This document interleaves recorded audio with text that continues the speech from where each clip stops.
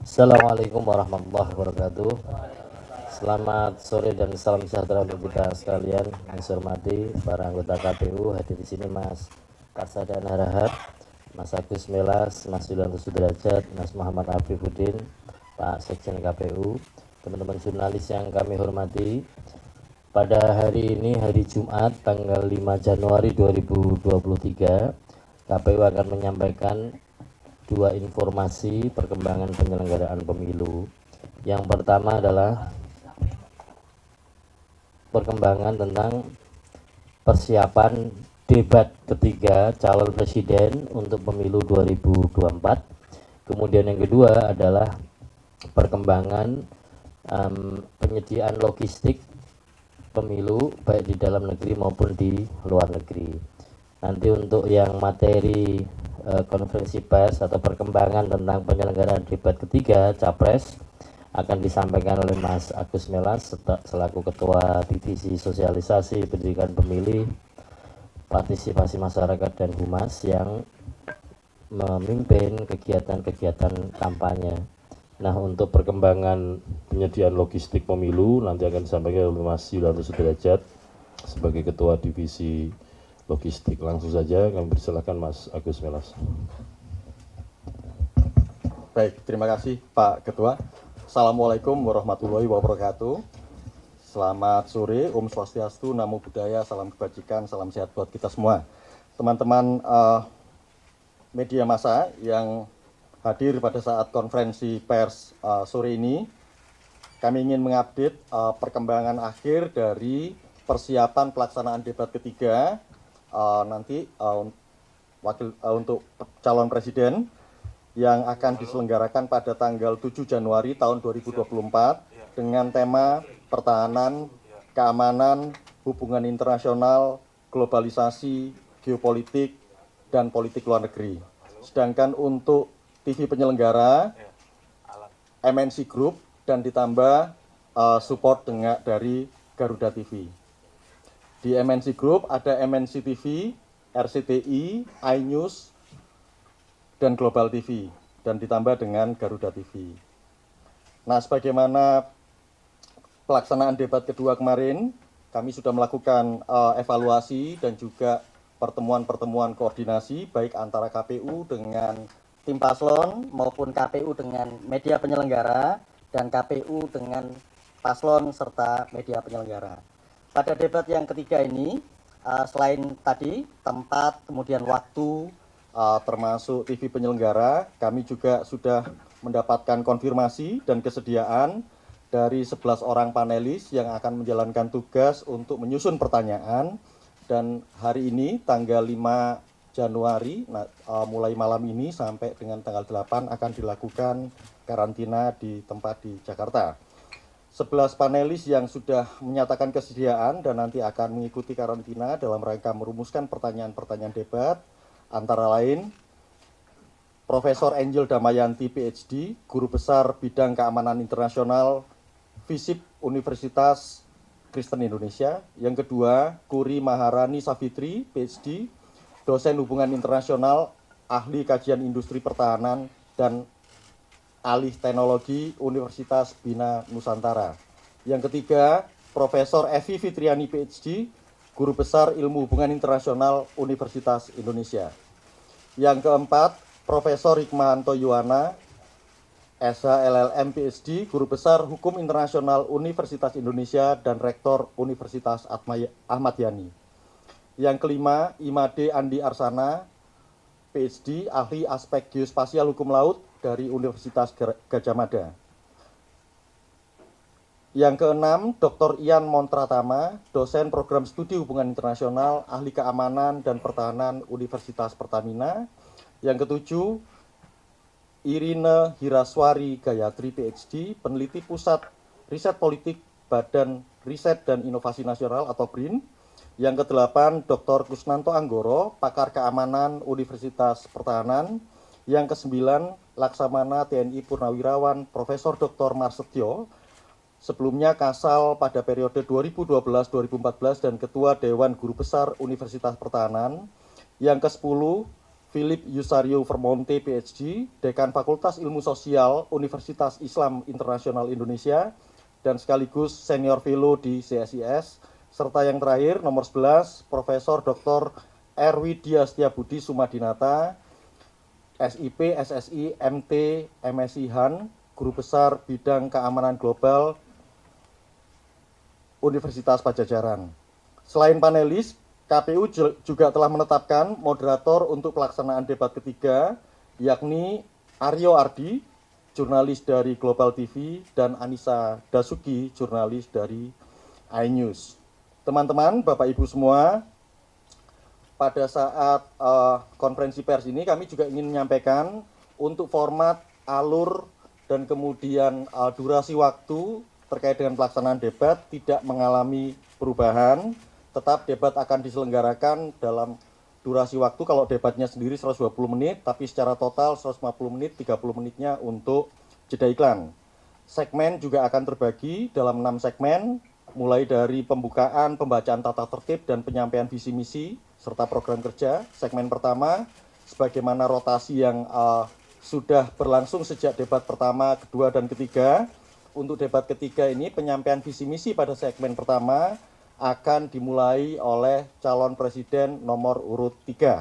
Kalau yang debat pertama dimulai dari calon presiden nomor urut 1, debat yang kedua dimulai dari calon wakil presiden nomor urut 2, dan yang ketiga nanti dimulai dari calon presiden nomor urut 3. Nanti keempat, kelima, seterusnya akan berlangsung rotasi yang sebagaimana sudah ditentukan. Nah, kemudian segmen kedua dan ketiga akan tetap sama, pendalaman visi misi dan program kerja. Segmen keempat dan kelima, tanya jawab dan tanggapan. Segmen keenam itu penutup atau closing statement dari masing-masing capres yang akan hadir pada debat ketiga. Demikian informasi yang bisa kami sampaikan untuk pelaksanaan debat ketiga yang akan dilakukan di Istora Senayan. Dan sebagai informasi, selain karantina akan berlangsung mulai malam ini sampai tanggal 8, sejak kemarin pukul 00 sudah dilakukan persiapan oleh TV penyelenggara di Istora. Jadi teman-teman juga bisa melihat nanti bagaimana kesiapan dari pelaksanaan debat itu langsung pada posisi on the spot. Saya kira itu yang bisa kami sampaikan. Terima kasih. Wassalamualaikum warahmatullahi wabarakatuh. Terima kasih Mas Agus Melas. Tersebut tadi yang disampaikan adalah perkembangan untuk penyelenggaraan debat ketiga calon presiden yang akan diselenggarakan besok hari Ahad tanggal 7 Januari 2024 jam 19 waktu Indonesia Barat. Selanjutnya Mas Derajat akan menyampaikan perkembangan penyediaan logistik pemilu. Silakan Mas. Cek. Terima kasih Pak Ketua. Bismillahirrahmanirrahim. Assalamualaikum warahmatullahi wabarakatuh. Selamat sore, salam sejahtera untuk kita semua. Kawan-kawan media yang saya hormati, berikut akan kami sampaikan terkait dengan progress report pemenuhan logistik untuk pemilu 2024, 39 hari menjelang hari H pemungutan dan penghitungan suara. Kawan-kawan semua yang saya hormati, kami sampaikan secara umum terkait dengan perkembangan pemenuhan logistik, terkait dengan prosentase pemenuhan logistik untuk pemilu di dalam negeri. Untuk tahap 1 itu adalah pemenuhan logistik pemilu yang berdasarkan jumlah daftar pemilih tetap dan tempat pemungutan suara, jadi berdasarkan DPT dan berdasarkan jumlah TPS yang telah ditetapkan dengan keputusan KPU nomor 857 tahun 2023 tentang penetapan DPT tingkat nasional dan TPS, jumlah TPS per tanggal 2 Juli 2023. Seperti diketahui bersama, untuk logistik tahap 1 terdiri dari 1 kotak suara, tinta, kemudian bilik, segel, dan segel KPPS. Untuk persentase pemenuhan logistik pemilu untuk tahap 1 ini sampai dengan tanggal 4 Januari 2024 pukul 22.00 waktu Indonesia bagian Barat, produksinya sudah memenuhi semuanya, yaitu sebesar 100% sudah terpenuhi. Kemudian pengiriman juga sudah terpenuhi 100%. Dan kemudian penerimaan di gudang KPU Kabupaten Kota juga sudah 100% terpenuhi. Artinya untuk logistik, positioning logistik untuk tahap 1 terdiri beberapa item yang saya sampaikan tersebut di atas sudah 100% terpenuhi dan sudah 100% terkirim di seluruh gudang-gudang KPU Kabupaten Kota seluruh Indonesia. Nah, kemudian untuk khusus logistik yang tahap kedua, yang berdasarkan daftar calon tetap DCT ya, khususnya ini adalah surat suara, formulir dan sebagainya ini, yang tentu mendasari penetapan DCT DPR, DCT DPD, DCT DPRD Provinsi, DCT DPRD Kabupaten Kota, dan daftar calon presiden dan wakil presiden. Ini untuk logistik tahap 2 ini terdiri dari 1. Surat suara untuk presiden dan wakil presiden, kemudian surat suara DPR, kemudian surat suara DPD, surat suara DPRD Provinsi, dan surat suara DPRD Kabupaten Kota. Berikutnya item logistik berikutnya adalah sampul kertas, yaitu sampul kubus dan sampul biasa. Kemudian juga terdiri dari formulir, yaitu formulir plano untuk presiden dan wakil presiden, plano untuk DPR, plano untuk DPD, plano DPRD Provinsi, plano DPRD Kabupaten Kota.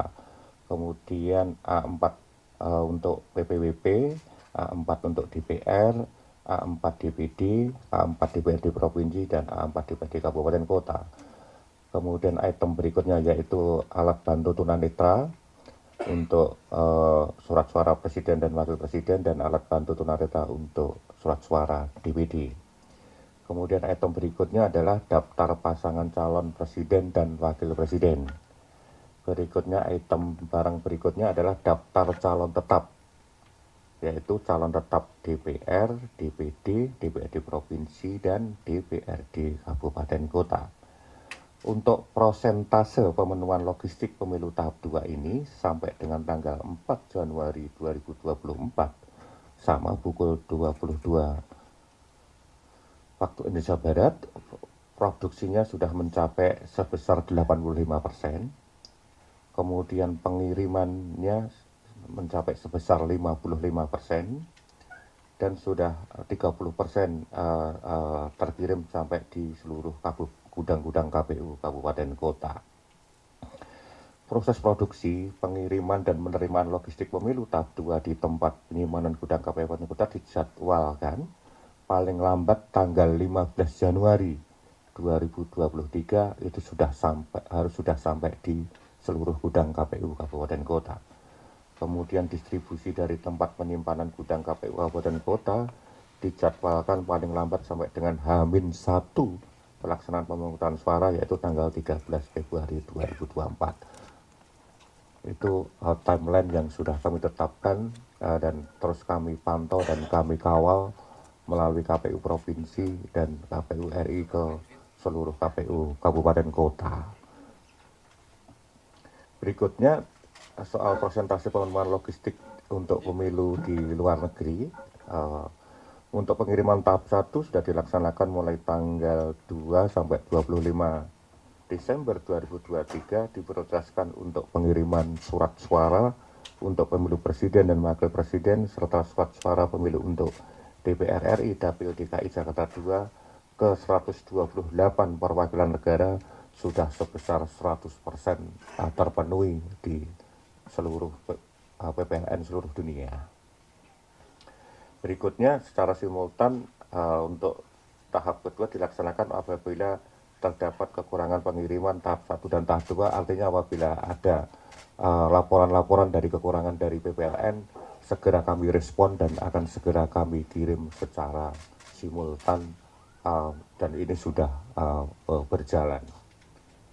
Kawan-kawan media yang saya hormati, saya rasa itu gambaran progress report pemenuhan logistik 39 hari menjelang hari pemungutan dan penghitungan suara. Terima kasih. Wassalamualaikum warahmatullahi wabarakatuh. Terima kasih Mas Derajat. Demikian teman-teman jurnalis, hal-hal yang dapat kami sampaikan sehubungan dengan perkembangan penyelenggaraan debat ketiga calon presiden yang nanti akan diselenggarakan pada hari Ahad tanggal 7 Januari 2024 jam 19 waktu Indonesia Barat di Istora Senayan. Demikian juga yang disampaikan tadi Mas Derajat tentang perkembangan produksi, distribusi, logistik, baik tahap pertama maupun tahap kedua yang meliputi distribusi di dalam negeri maupun luar negeri. Sekiranya ada beberapa hal yang ingin disampaikan, dipersilahkan teman-teman. 1, 2, cukup 2 ya. Oke. Terima kasih Mas Hasim, Mas Melas. Perkenalkan saya Febrian dari Republika. Saya ingin bertanya ke Mas Melas beberapa hal terkait debat nanti. Yang pertama soal TV penyelenggara ya. Ini berarti ada penambahan ya Mas ya, dari awalnya hanya 4 TV MNC Group ditambah 1 Garuda TV. Ini apa alasannya ya Mas? Apakah ini terkait dengan keberatan PKN sebelumnya yang merasa khawatir MNC Group tidak adil menyelenggarakan? Apakah ini terkait dengan itu? Itu pertama. Yang kedua soal panelis. Cawapres nomor urut 1 yaitu Muhaimin Iskandar merasa keberatan dengan adanya 2 panelis dari Universitas Pertahanan karena berada di bawah naungan Kemenhan begitu. Nah, dia berharap KPU untuk kalau bisa mengganti. Tapi kita tahu ini proses sudah berjalan. Nah, bagaimana KPU merespon keberatan ini? Lalu terakhir soal sesi tanya jawab debat nanti, itu bagaimana mengatasi, berkaca dari debat sebelumnya ya, ada penggunaan singkatan SGIE dan segala macam, itu mengatasinya bagaimana dari KPU kepada penyelenggara atau kepada moderator nanti? Atau melarang sama sekali para capres menggunakan singkatan dalam debat? Sekian, terima kasih. Ada? Mas. Saya Ade dari Tempo. Pertanyaan hampir sama tadi soal panelis, yaitu capres nomor urut cawapres nomor urut 1 mempertanyakan bagaimana KPU menjamin agar para panelis ini bisa independen gitu. Nah itu kemudian yang kedua, beberapa kali kan KPU juga mengingatkan cawapres nomor urut 2 ya Gibran untuk tidak menyemangati pendukungnya. Nah untuk debat kali ini apa yang dilakukan KPU dan apa diingatkan lagi atau bagaimana gitu. Terus soal dana kampanye juga Pak, itu kan terakhir tanggal 7 ya, laporan dana kampanye sejauh ini sudah berapa parpol yang sudah melaporkan gitu terkait dana kampanye. Terima kasih. Terima kasih. Terima kasih teman-teman sekalian. Yang pertama soal panelis ya, bahwa panelis ini bisa berasal dari berbagai macam sumber atau kelembagaan. Tetapi kami meyakini bahwa beliau-beliau ini kan punya kapasitas, punya integritas akademik yang dapat dijaga atau dapat dipertahankan. Sehingga hal-hal yang berkaitan dengan panelis, baik berkaitan dengan bidang keahlian maupun berkaitan dengan dari institusi mana atau lembaga mana, itu sudah disampaikan dan dibicarakan terakhir dalam rapat antara KPU dengan tim pasangan calon dan televisi hari apa Mas kemarin itu? Ini hari Jumat, tanggal 4 ya, berarti hari Kamis kemarin. Jadi kita meyakini semuanya punya integritas lah para panelis itu. Toh nanti apapun yang ditulis oleh panelis pertanyaan itu ada 18 pertanyaan, dan sebagaimana yang sudah di debat pertama maupun debat kedua itu mekanisme pengambilannya juga mekanisme undi secara bertingkat. Jadi begitu diambil tema apa kemudian dapat pertanyaan nomor berapa. Jadi kalau ada 18 pertanyaan dan kesempatan untuk seperti itu, sudah pasti tidak semua pertanyaan juga akan diperoleh, dan sekali lagi untuk memperoleh juga menggunakan mekanisme undi yang saya kira kita sama-sama mengetahui dilakukan secara transparan ya. Kemudian yang kedua tentang media televisi, KPU ini kan sebagai penyelenggara pemilu merespon atau mempertimbangkan berbagai masukan dari berbagai pihak, terutama tim pasangan calon yang akan memfasilitasi masing-masing calonnya untuk debat. sehingga dengan demikian termasuk perubahan komposisi televisi penyelenggara dengan adanya penambahan satu televisi di dalam grup yang akan atau dalam tim televisi yang akan menyelenggarakan siaran debat tersebut tentu sudah dengan berbagai macam pertimbangan dan berbagai pembicaraan dengan para pihak yang terlibat di dalam debat capres nanti atau debat yang ketiga, baik itu dengan tim calon maupun dengan pihak media atau televisi yang akan menyelenggarakan. Kemudian yang ketiga, oh iya, teman-teman di sini kan kebanyakan nama televisi juga pakai singkatan toh, bener nggak? Jadi ya biasa-biasa saja lah pakai singkatan. Tetapi supaya kemudian tidak menimbulkan problematik karena ada singkatan yang mungkin orang tidak familiar dengan singkatan itu, tentu kami menyampaikan kepada masing-masing tim pasangan calon supaya calon yang akan berdebat, apakah calon presiden, apakah calon wakil presiden, itu menyampaikan kepanjangan kalau ada singkatan ya, dan kemudian kalau ada istilah yang itu secara awam atau secara umum belum populer atau tidak terlalu familiar digunakan supaya dibaca efektif, langsung to the point tentang topik atau substansi yang dipertanyakan. Jadi tidak lagi katakanlah menambah pertanyaan tentang itu singkatan dari apa atau apa itu maksudnya, sehingga mengajukan pertanyaan diharapkan secara clear, jelas, mudah dipahami oleh mitra debatnya tadi yang ditanya. Saya kira itu, dan itu semua sudah dijadikan evaluasi, sudah disampaikan kepada semua tim pasangan calon, termasuk tadi yang ditanyakan teman Tempo soal pasangan calon soal calon wakil presiden nomor 2 yang dikhawatirkan nanti menyemangati pendukung dan segala macam, sudah juga kita sampaikan, kita lakukan evaluasi supaya hal-hal yang menimbulkan sesuatu yang dianggap tidak tertib atau tidak sesuai dengan kesepakatan dengan para pihak supaya tidak dilakukan lagi. Saya kira demikian ya teman-teman. Oh, soal dana kampanye. Soal dana kampanye batasnya adalah sampai tanggal 7 Januari. Menurut laporan yang masuk kepada kami, baik itu di KPU Pusat, kan entitasnya beda-beda nih. Peserta pemilu yang ditangani pusat melapornya ke KPU Pusat, peserta pemilu yang di provinsi lapornya ke KPU Provinsi, demikian juga di kabupaten kota. Peserta pemilu untuk pemilu presiden adalah pasangan calon presiden wakil presiden, itu juga sudah menyampaikan perkembangan laporan kampanye. Pada dasarnya nanti kan perkembangannya tetap dilaporkan ya kan, ini laporan awal. Dan kemudian untuk partai politik itu betul yang melapor adalah partai politik, tetapi calon-calon juga melaporkan, sehingga partai politik juga bertugas mengkoordinasikan isian atau laporan dana kampanye dari masing-masing calon, yang kemudian nanti kalau dikompilasi atau direkapitulasi itu menjadi laporan dana kampanyenya partai politik. Jadi komponennya ada yang betul-betul itu katakanlah penerimaan atau pengeluaran dari partai politik, ada yang memang itu masing-masing calon, semuanya dilaporkan kepada partai politik, kepada KPU melalui partai politik.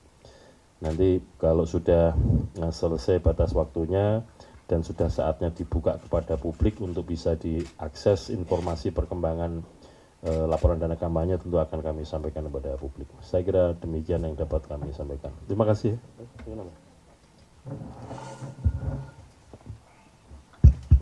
Iya, saya menegaskan lagi untuk merespon dua pertanyaan tadi. Yang pertama urusan yang panelis.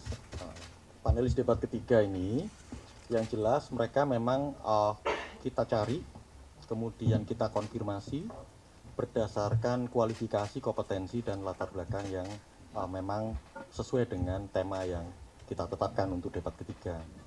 Nah, kedua, konfirmasi dan kesediaan itu juga sekaligus mengkonfirmasi bukan saja kesiapan dari para panelis untuk dikarantina, termasuk menandatangani fakta integritas, dan juga pertanyaan ke beliau-beliau semua, apakah setiap panelis ini bukan menjadi bagian dari tim kampanye atau pelaksana kampanye. Jadi itu sudah clear di situ.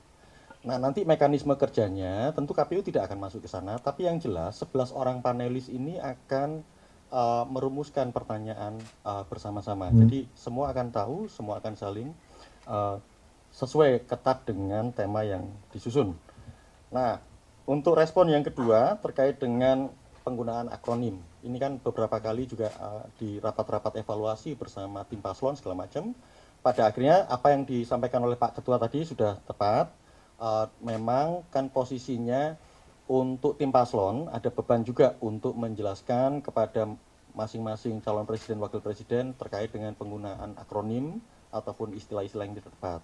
Tetapi kalau memang itu terjadi, itu disepakati bahwa peran moderator akan menjalankan fungsi itu untuk mempertegas terkait dengan akronim ataupun istilah tanpa mengurangi waktu dari setiap paslon, apakah calon presiden atau wakil presiden pada saat debat dilaksanakan. Itu sudah clear di sana. Saya kira di situ. Terima kasih. Terima kasih, demikian teman-teman atas perhatian. Oke.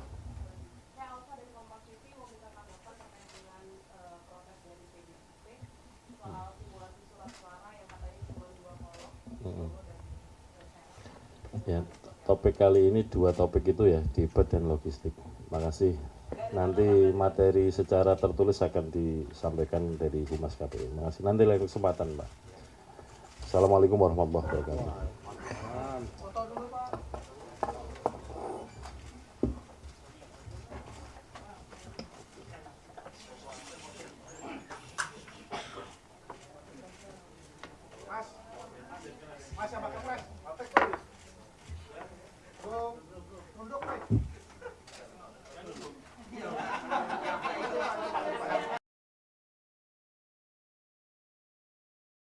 Download Tribun X sekarang, menghadirkan lokal menjadi Indonesia.